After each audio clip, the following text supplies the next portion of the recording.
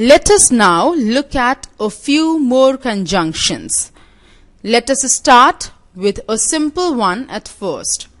This conjunction is used for stating conditions. The conjunction is if. Let us see a few examples to understand the proper use of this conjunction. In the first example, the condition for winning is being alert. Thus, we can join the sentence as you will definitely win if you are very alert, or if you are very alert, you will definitely win. Look at the other examples also and understand how if is used to show a condition. If can be used at the beginning of a sentence too. See how this is done in the 3 sentences.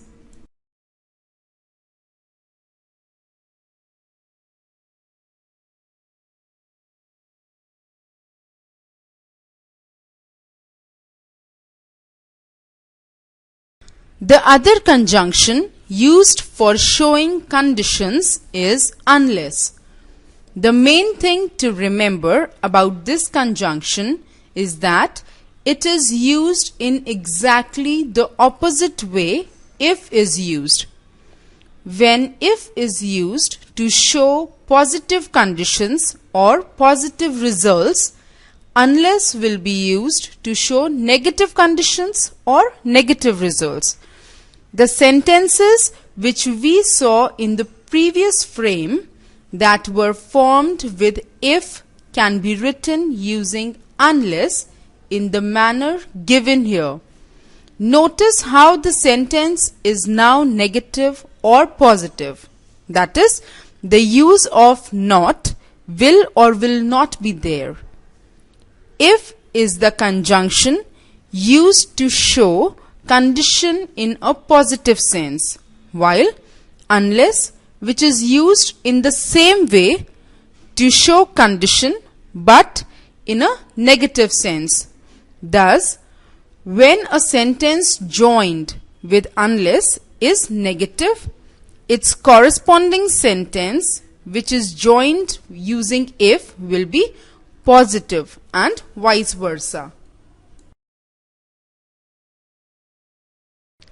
The conjunctions though and although have a specific use. They are used when the result is not according to what is expected. In other words, it is the opposite of what should actually have happened. These conjunctions are known as the conjunctions that show concession. When the result is not according to what has happened before, the conjunctions of concession, though or although, can be used. These conjunctions do not differ in meaning. However, there is one small difference in their use.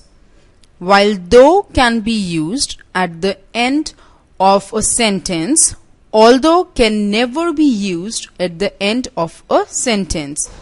Let us see some examples to understand these conjunctions and their uses. In example 1, the first sentence tells us that Harry studied hard.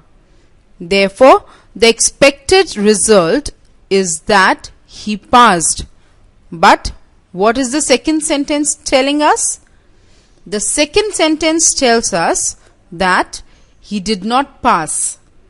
Thus, we can see that the result is not according to what has happened before or according to what is expected. It is in fact the exact opposite of what is expected. Therefore, to join such sentences, the conjunctions though or although will be used. Similarly, see and understand the use of though and although in second and third sentences.